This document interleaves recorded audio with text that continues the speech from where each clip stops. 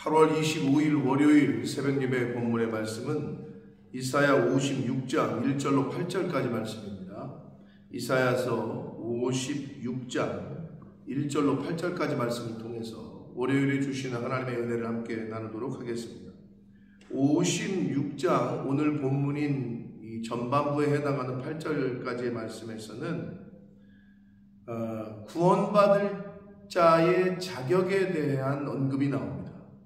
하나님께서는 이방인이든 이스라엘 민족이든 누구나 하나님의 그 초청에, 하나님의 부르심에 응답하는 자가 구원을 받을 것이다 라고 말씀을 해주셔요. 어떤 특정한 민족만 구원받는 것이 아니라, 어떤 특정한 나라만 구원받는 것이 아니라, 요한복음 1장 12절에 말씀하셨듯이 영접하는 자, 곧 그의 이름을 믿는 자들에게는 하나님의 자녀가 되는 권세를 주십니다. 그러니까 하나님의 그 초청에 응답하느냐, 순종하느냐, 부르심에 그 부르심을 내가 받아들이느냐, 영접하느냐, 이것이 구원받을 자의 자격이라는 말씀을 오늘 본문을 통해서 하십니다. 한 절씩 보시면서 하나님께서 말씀하신 그 말씀에 잘 순종하고 잘 영접하는 오늘이 되시기를 축복합니다. 자, 1절입니다. 여호와께서 이와 같이 말씀하시기를 너희는 정의를 지키며 의를 행하라. 하나님 나라의 기초라고 할 수 있는 정의, 공의, 의를 행하라는 거예요. 그러니까 이 의와 정의와 공의는 뭐가 정의냐? 헷갈리잖아요. 뭐가 공의냐? 결국 그거는 하나님의 말씀을 지키라는 거예요. 말씀이 육신을 입고 이 땅에 오신 예수 그리스도, 성경에 나타내는 의는 모두가 다 의라고 적혀 있는 모든 것은 예수 그리스도를 가리킨다라고 보시면 됩니다. 그래서 정의를 지킨다라는 것은 말씀을 지키라는 거고, 의를 행하라는 것은 말씀에 순종하라라는 걸 의미합니다. 이는 나의 구원이 가까이 왔고 나의 공의가 나타날 것임이라. 예수 그리스도가 메시아가 나타날 것이다 라고 말씀하십니다. 2절 봅니다. 안식일을 지켜 더럽히지 아니하며 그의 손을 금하여 모든 악을 행하지 아니하여야 하나니 이와 같이 하는 사람, 이와 같이 굳게 잡는 사람은 복이 있다. 구체적인 걸, 공의를 지키고 의를 지키는 것, 하나님 말씀에 순종하는 것에 대한 실예를, 구체적인 거를 말씀을 하셨어요. 첫 번째, 안식일을 지켜라. 이건 십계명에도 있는 말씀이기 때문에 하나님 중심의 삶을 살라는 거예요. 오늘날 일주일에 우리가 주일날 왜 교회에 와서 예배를 드려요? 뭐를 의미해요? 하나님 중심, 하나님이 우선이십니다 라는 고백이기 때문에 그런 거예요. 하나님 중심에, 하나님 우선의 삶을 살아라. 그리고 손을 금하여 모든 악을 행하지 말아라. 악으로부터 떠나라.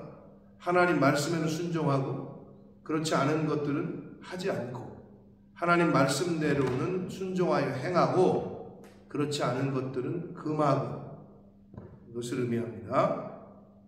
그래서 하나님의 말씀을 굳게 잡는 사람, 하나님의 말씀을 순종하는 사람, 하나님의 말씀을 지키는 사람은 복이 있다라고 말씀합니다. 3절이 중요한데, 여호와께 연합한 이방인은 말하기를, 이렇게 되어 있어요. 여기서 이제 연합이라는 말이 나와요. 구원받을 자의 자격에 대해서 하시는 오늘 이 56장의 말씀에서는 여호와와 연합한 자가 구원받는다, 이게 정답이 될 수 있어요. 그러면 연합이라는 게 뭐냐? 원래 본문의 그 단어의 히브리어 원문의 의미는 실이나 노끈을 꼬아서 뗄래야 뗄 수 없는 상태를 말하는 거예요. 이렇게 꼬잖아요. 이렇게 여러 실을 많이 꼬아놨어요. 그러면 이게 풀기가 어려워. 꼬아놓은 것이. 그런 상태. 그러니까 한마디로 완전히 딱 밀착되고 완전히 하나가 된 상태를 의미합니다. 그래서 이 여호와와 이런 밀접하고 하나가 된 상태에 있는 이방인은 말하기를 여호와께서 나를 그의 백성 중에서 반드시 갈라내시리라 하지 말고 고자도 말하기를 나는 마른 나무라 하지 말라. 이방인이라 그리고 아이를 낳을 수 없는 고자, 이방인과 고자를 비유했는데 이것은 당시에 이스라엘 백성들 선민 사상이 있었던 그것을 완전히 뒤엎는 말씀이라고 해요. 완전히 뒤엎는. 그 이스라엘 백성들이 볼 때는 진짜 청천벽력과 같은 소리죠. 이방인이 구원을 받아? 고자가 구원을 받아? 그렇게 생각 안 했거든요. 그 당시에 이스라엘 백성들은. 그런 어떤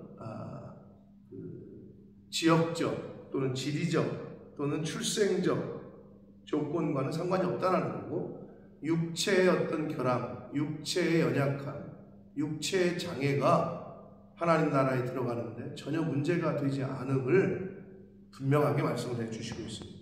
4절 봅니다. 여호와께서 이와 같이 말씀하시기를 나의 안식일을 지키며 내가 기뻐하는 일을 선택하며 나의 언약을 굳게 잡는 고자들에게, 이방인이라도 육체적 결함이 있는 사람이라도 안식일을 지킨다. 하나님 우선주의로 하나님 중심의 삶을 살고 하나님 아버지께서 기뻐하시는 일을 선택하고 죄가 아니라 선한 일을 선택하고 악이 아니라 하나님 기뻐하시는 일을 선택하고 하나님의 언약, 하나님의 말씀을 굳게 지키는 자들은 고자들이라도 구원을 받는다 라는 말씀인데, 5절 내가 내 집에서 내 성 안에서 아들이나 딸보다 나은 기념물과 이름을 그들에게 주며 영원한 이름을 주어 끊어지지 아니하게 할 것이다. 다시 한번 말씀드리지만 그 당시에 이 말씀은 청천벽력과 같은 도저히 받아들이기 어려운 이스라엘 사람들로서는 그러한 말씀이었습니다. 사실 지금까지도 그들은 자신들만 구원받는다고 하는 선민 사상이 있어요. 예수 그리스도를 통한, 예수 그리스도의 보혈을 통한, 십자가를 통한 복음을 그들은 인정하지 않아요. 그래서 그런 거예요. 근데 이미 구약에서도 이미 말씀을 하셨거든요. 하나님 중심으로 주의를 지키고 안식일을 지키고 하나님이 기뻐하시는 일을 선택하고 하나님과의 언약, 하나님의 말씀을 굳게 붙잡고 지키는 자들은 하나님의 집에서, 하나님의 성 안에서 아들이나 딸보다 나은 기념물, 이스라엘 백성들보다 나은 기념물과 이름을 그들에게 주고 영원한 이름을 주어 끊어지지 아니하게 할 것이다. 구원하시겠다는 거예요. 천국에 함께 있게 하시다는 거예요. 새하늘과 새 땅, 하나님 나라에 거하게 하시겠다라고 말씀합니다.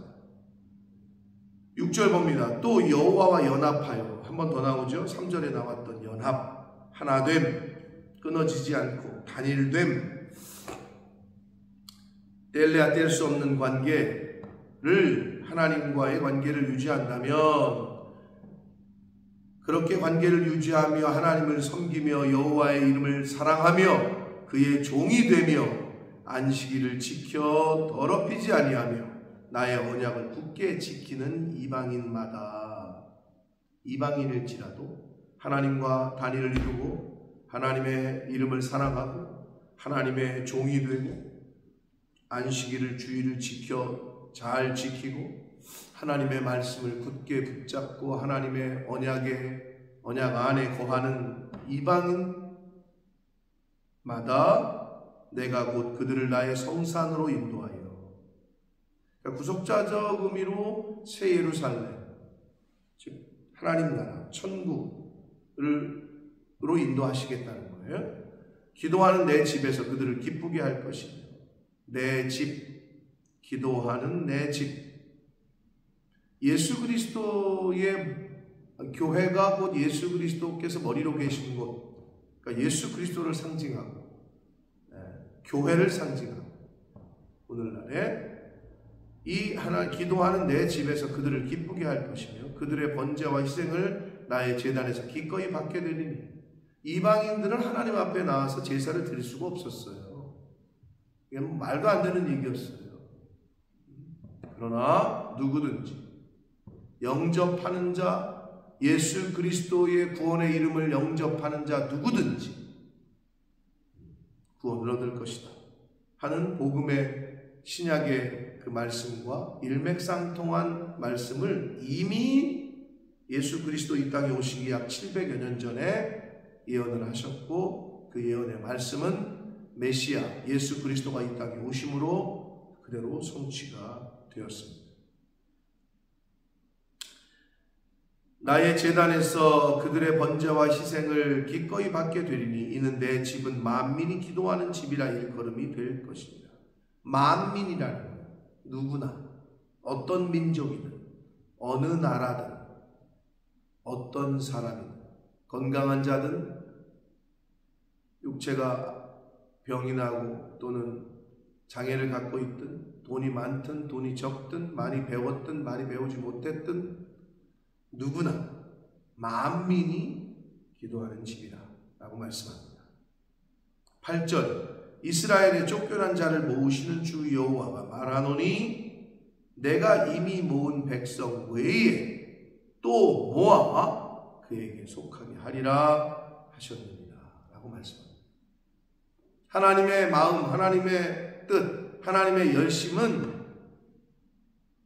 온 천하 온 땅끝까지 이르러 하나님의 말씀이 전파되는 것.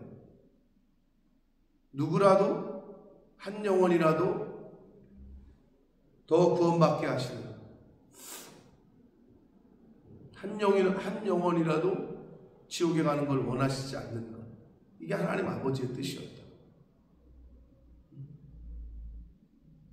그러므로 구원의 초청에 하나님의 부르심에 하나님의 콜링에 순종하시는 저와 여러분 되시길 축복합니다. 오늘도 말씀을 통해서 부르셔야 돼요. 기도하는 자리로, 예배하는 자리로, 구원의 자리로, 하나님을 찬양하는 자리로, 의를 행하는 자리로 성령께서 그때그때 초청하시고 부르셔요. 감화감동하셔요.